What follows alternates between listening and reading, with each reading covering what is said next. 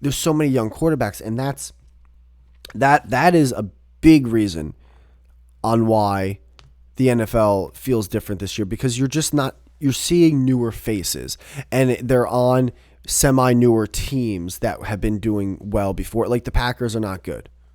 That's like shocking to people. The Steelers are not good.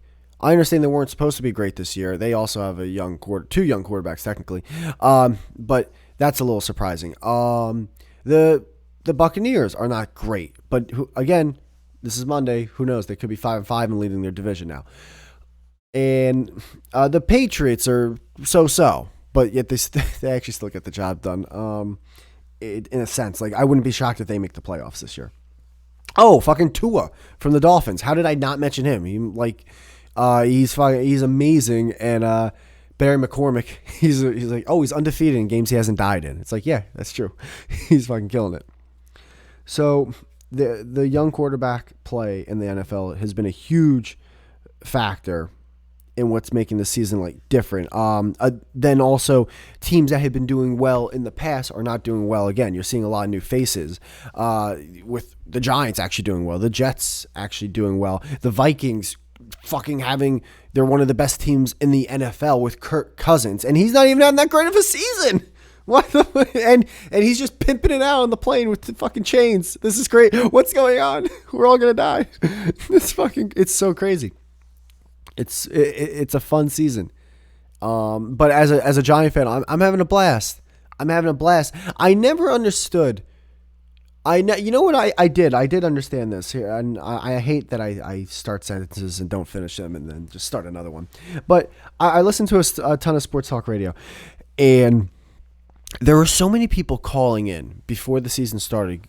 And so, like, this wasn't the majority, but there were so many people that would call in. And it could have been the majority, I forget.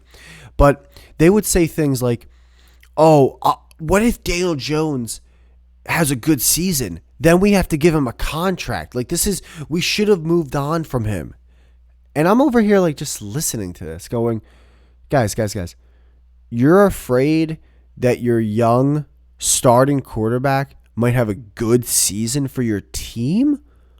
What is that? Like, what is being a fan anymore of a fucking team? Like, you guys play so much fantasy football and you pay attention so much to the draft and what these GMs do. You all think you're fucking junior GM. You're not. You're a fan. I'm a fan. Listen to Cooper Kupp talk about a play. He would listen to that interview. Go listen to Cooper Kupp. You can probably look up like Cooper Kupp post-game interview about play or about route running or whatever, and listen to that one route that he talked about and all the details that were in it. Yeah, you won't be able to remember 6 seconds of that. It was insane. And now you're talking about how I can't sign a quarterback who's young and has a greit's season for my team. It's just silly. That makes no sense. Stop being a GM. You're not a GM. You're a fan. You work at the deli, okay? Which is fine. There's nothing wrong with that. But work at the deli and just be happy that the fucking team's doing well. And be happy if your young starting quarterback does well. Here's the thing with the Giants right now. They are, in a way, winning a little bit with smoke and mirrors. They're winning all these close games, and it's mainly the turnover battle. That's what's helped. I mean, they turned it over a bunch at the end of the game against Seattle, and they lost. Lo and behold. The Cowboys actually, I know this is like stupid to say, but they could have easily won that game. That fucking flag, really. You can't just put it all on one play. But that flag where Shepard was called for, I think it was either offensive pass interference or just, as if he put up like a screen or whatever to block one of the defenders. It's like, no, he was running his route. What the fuck? Whatever. But they're winning all these close games. But Daniel Jones, out of the 6 wins, don't know if it's 7 yet, but out of the 6 wins, 5 of them are fourth quarter comebacks. That's insane. Doesn't that remind you of another Giant quarterback? Doesn't that remind you of 2011 Giants? When out of their 9 wins, most of them were fourth quarter comebacks, and a lot of them were like these fourth quarter and game-winning drive victories, and your quarterback threw for 15 fucking fourth quarter touchdowns, a then NFL record. Like, doesn't that remind you a little bit of that season with a great defense and a solid running game? Actually, I'm sorry. The defense was not that great in 2011. I forget about that.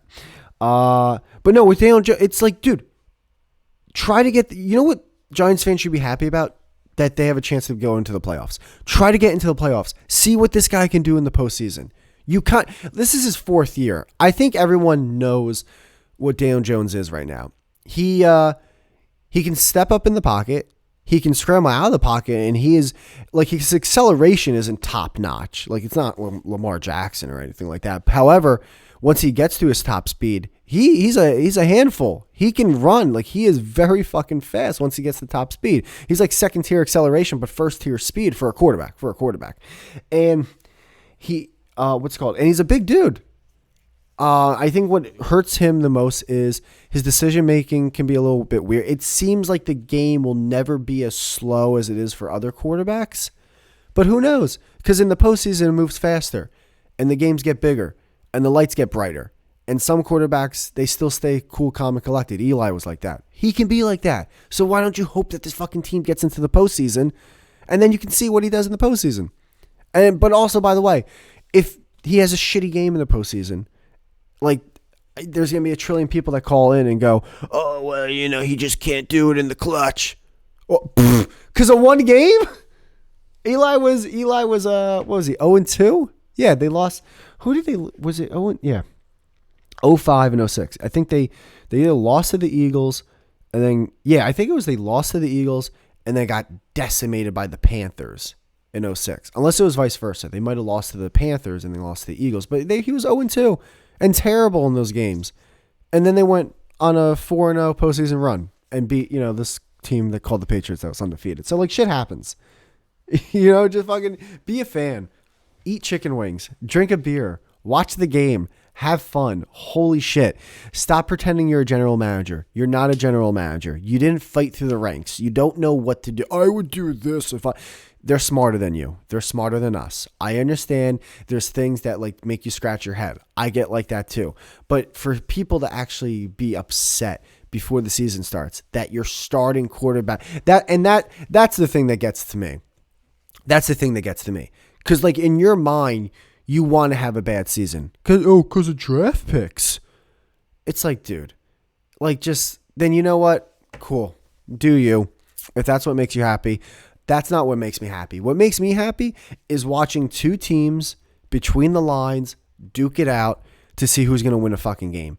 I love that shit. I do like the offseason. I do love trades. I do like the draft and all that crap. But my God, it doesn't take over the game. I mean, like, there's people like, what happens if they... Oh, how about this, actually? To be fair... I'll be fair about this. There is one little douchey part about me that falls into the whole like fucking shit.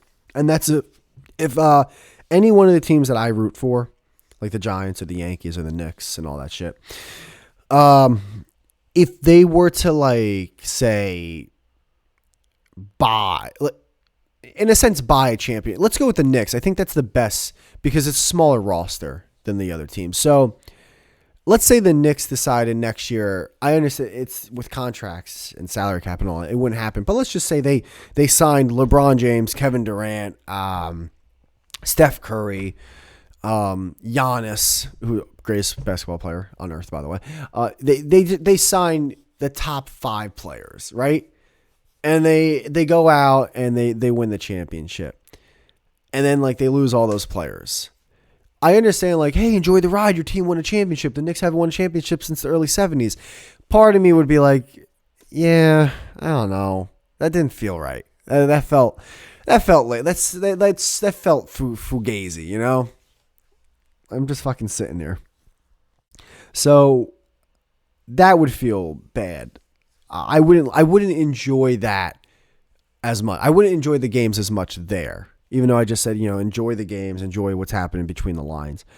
But outside of that, everything else, it's like, just fucking do you. Be happy. That's fine. But man, dude.